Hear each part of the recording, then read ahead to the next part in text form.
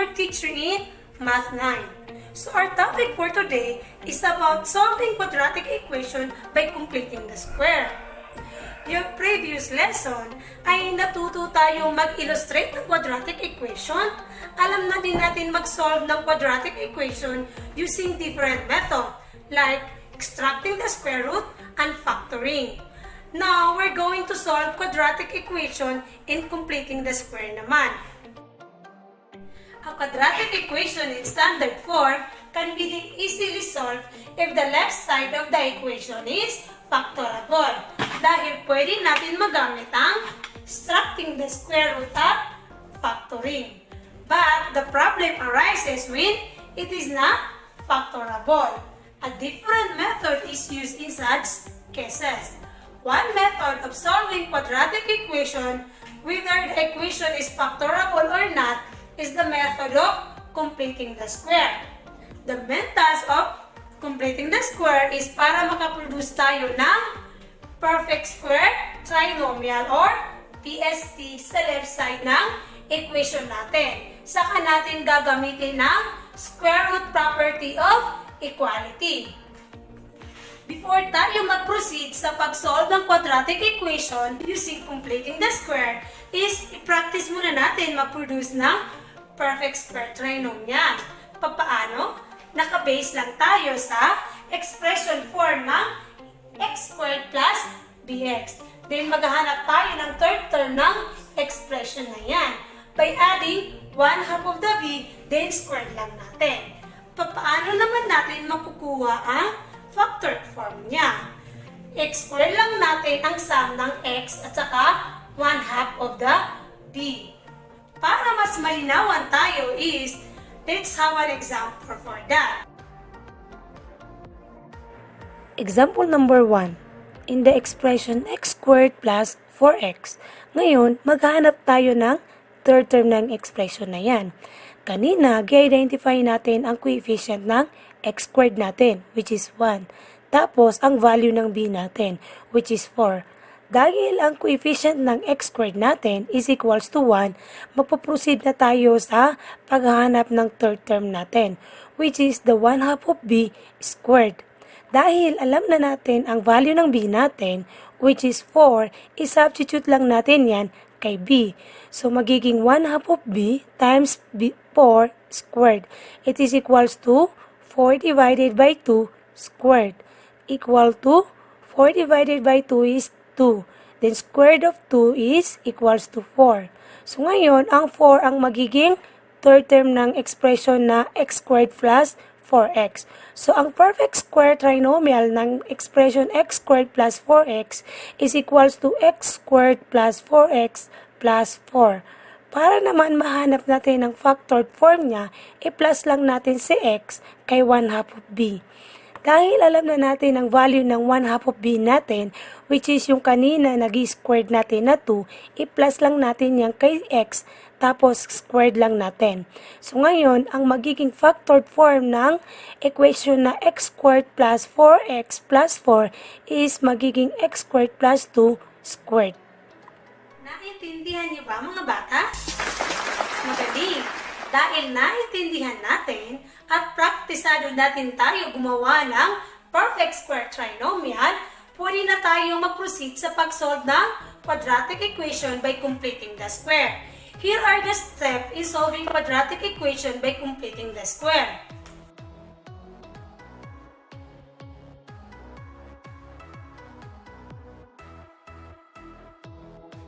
Dahil alam na natin ang mga steps sa pag-solve ng quadratic equation using completing the square, let's have an example for that.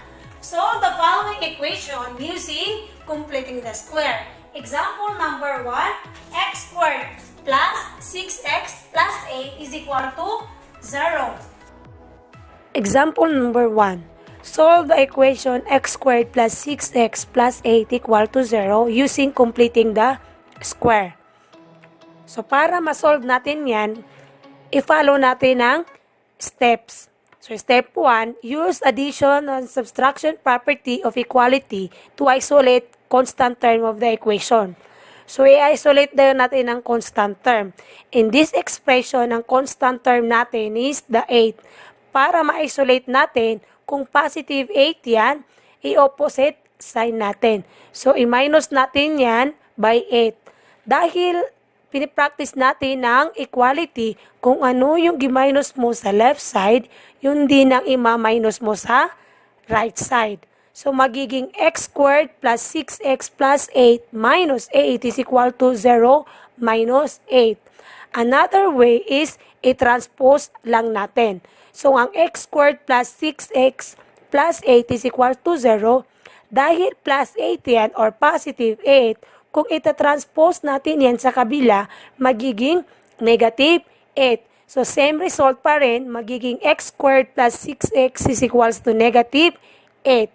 Step 2. Make the numerical coefficient of x squared term equal to 1 by applying multiplication or division property of equality. Titingnan daw natin ang coefficient ng x squared natin. Dapat always equal to 1. Dahil ang coefficient natin is 1, so hindi na natin yan kinakailangan i-eliminate. Ngayon, ano ang value ng coefficient ng x squared natin? Tama, ang value ng coefficient natin is 1. Ano naman ang value ng b natin? Tama, ang value ng b natin is 6. Ano naman ang next na gagawin natin? Tama, tayo sa step 3 natin, which is magpuproduce daw tayo ng perfect square trinomial. Diba, na-practice na natin yan kanina nang magbigay ako ng example. So, the expression x squared plus 6x. So, maghanap tayo ng third term ng expression na yan para maging perfect square trinomial. Kung ano man ang i-add natin sa left side ng equation natin, i-add din natin yan sa left side ng equation natin.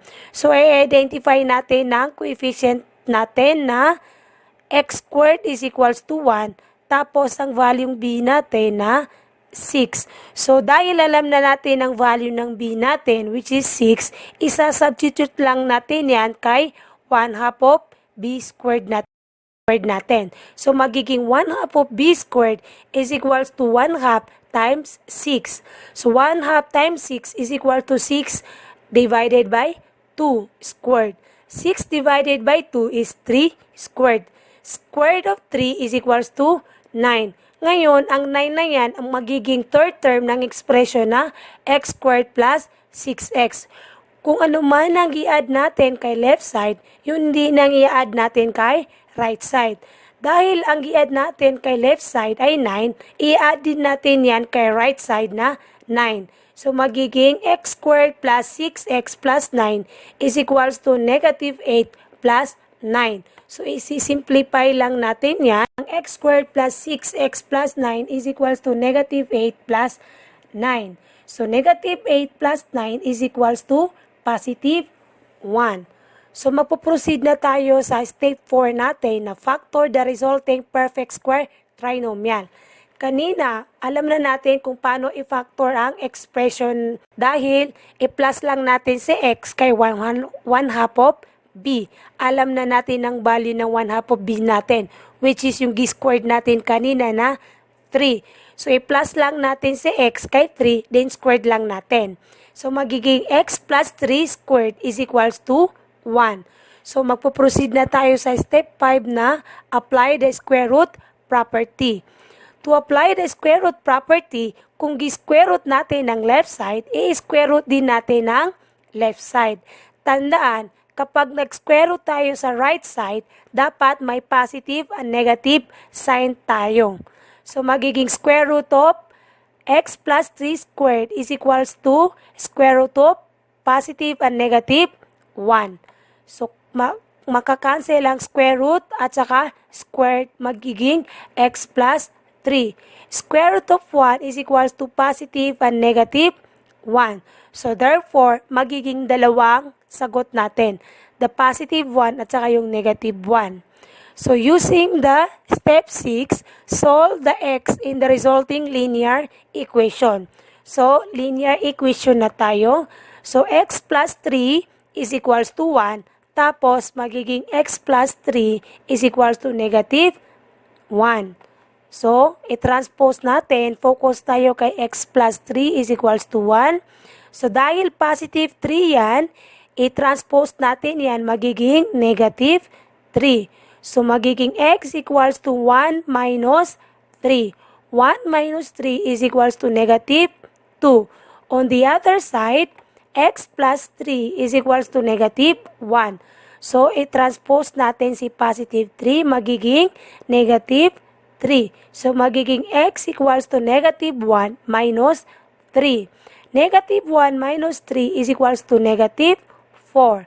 So, therefore, the solution set of the equation x squared plus 6x plus 8 is equals to negative 2 and negative 4. Para malaman natin if tama yung sagot natin, magpo-proceed tayo sa step 7, which is i-check natin ang answer natin by substituting the value of x to the equation itself.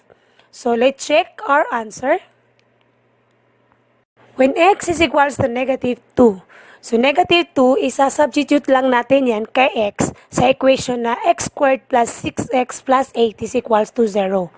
So, magiging negative 2 squared plus 6 times negative 2 plus 8 is equals to 0. So, negative 2 squared is equals to 4. Then, 6 times negative 2 is negative 12. Then, plus 8 is equal to 0. So, 4 minus 12 plus 8 is equal to 0. 0 is equal to 0. So, tama. So, therefore, negative 2 is one of the solution set of the equation x squared plus 6x plus 8 is equal to 0.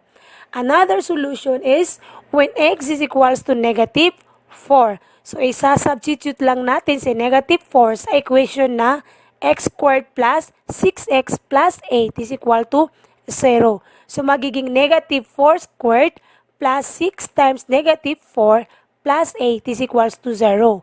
So, negative 4 squared is equals to 16.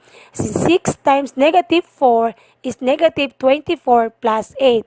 So, 16 minus 24 plus 8 is equal to 0. 0 it is equal to 0. So, therefore, negative 4 is one of the solution set of the equation x squared plus 6x plus 8 is equal to 0. For the solution set of the equation x squared plus 6s plus 8 are negative 2 and negative 4. Example number 2. Find the solution set of the equation 4x squared minus 5x minus 6 equal to 0. Another example, example number 2, find the solution set of the equation 4x squared minus 5x minus 6 is equal to 0. So, 4x squared minus 5x minus 6 equal to 0. So, ipa-follow pa rin natin ang steps natin. Step 1, pwedeng gamitin natin ang step 1 na pag-isolate, pwede din gamitin natin ang pag-transpose kung saan ang mas madali para sa atin. So, 4x squared minus 5x is minus 6 plus 6 is equals to 0 plus 6. Bakit plus 6? Dahil ang sign is minus 6, kaya opposite ni minus is positive. So, plus 6 plus 6. So, pwede din natin gamitin ang pag-transpose na dahil negative 6 yan, i-transpose natin sa kabila, magiging positive 6. So, magiging 4x squared minus 5x is equal to 6. So, step 2, i-identify na natin ang value ng coefficient ng x squared natin at saka yung b. Ngayon, ang coefficient ng x squared natin is equal to 4. Tapos, ang value ng b natin is negative 5.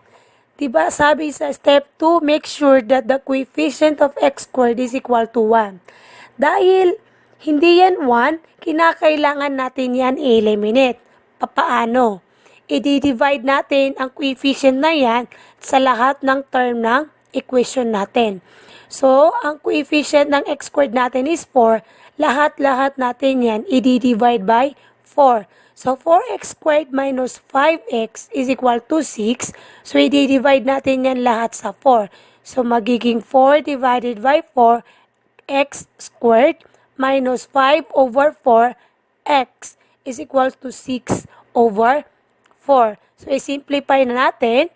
4 divided by 4 is 1. Then, 5 over 4x. The 6, 4 can be simplified as positive 3 halves. So, ngayon, i-identify na naman natin ulit ang coefficient ng x squared natin tapos ang value ng b natin. Ang coefficient ng x squared natin is naging 1 na. Tapos, ang bagong value ng b natin is naging negative 5/4. Ngayon, in the expression x squared minus 5 over x, kinakailangan natin hanapin ang third term niya para maging perfect square trinomial. Paano? Doon sa forma na 1 half of b squared, ang pangatlong term ng expression. Dahil alam na natin ang value ng b natin, which is the negative 5/4, yan yung isa-substitute natin kay b. So, magiging 1 half of b squared is equals to 1 half times negative 5 over 4 squared is equals to 1 half times negative 5/4 is equals to negative 5 over 8. The square root of negative 5 over 8 is equals to 25 over 64. Ngayon, ang 25 over 64 ang magiging third term ng expression natin kanina na x squared minus 5 over 4x. So, magiging x squared minus 5 over x plus 25 over 64. Kung ano yung i-add natin sa left side, yun din yung i-add natin sa right side. So, ang right side natin magiging 3 half plus 25 over 64. So, i-simplify na natin yan, ang mga fraction na yan. So, magiging x squared minus 5 over x plus 25 is equals to 121 over 64. So, doon sa step 4 natin, kukunin daw natin ang factored form ng perfect square trinomial natin. Which is, ang pagkuha ng factored form niya is, ipa-plus lang natin si x kay 1 half of b. So, x, i-plus natin ang 1 half of b, which is, alam natin kanina na negative 5 over 8. So, x plus negative 5 over 8 squared. So, different sign, magiging positive times negative, magiging negative. So, magiging x minus 5 over 8 squared. So, equal to 121 over 64.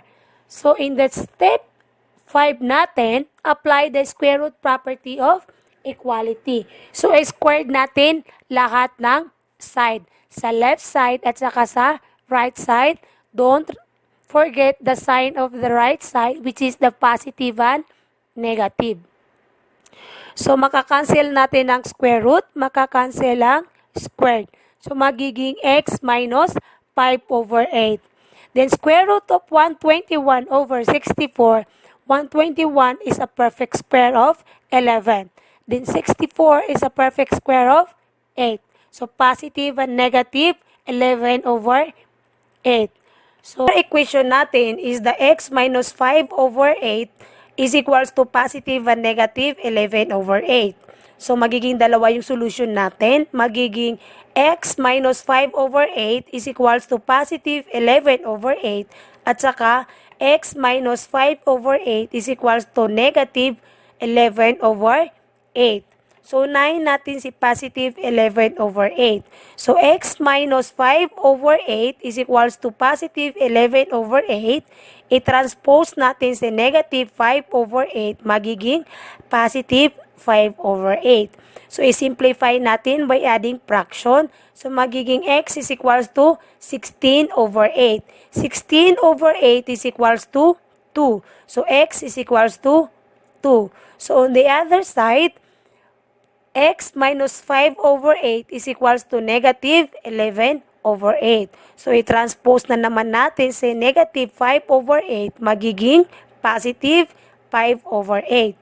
So, positive 5 over 8, simplify natin ang fraction na yan, magiging negative 6 over 8. So, simplify the fraction 6 over 8, magiging negative 3, 4. So, therefore, x is equals to negative 3, 4. So, therefore, the solution set of the equation 4x squared minus 5x minus 6 is equals to 2 and negative 3 over 4. Ngayon, tapos na natin i-discuss ang pag-solve ng quadratic equation by completing the square. Naintindihan niyo ba mga bata? Magaling, magaling. 3 palakpak para sa inyong sarili. Ako si Umayra Marangit, hanggang sa muli nating pagkikita, ang inyong teacher sa Math 9.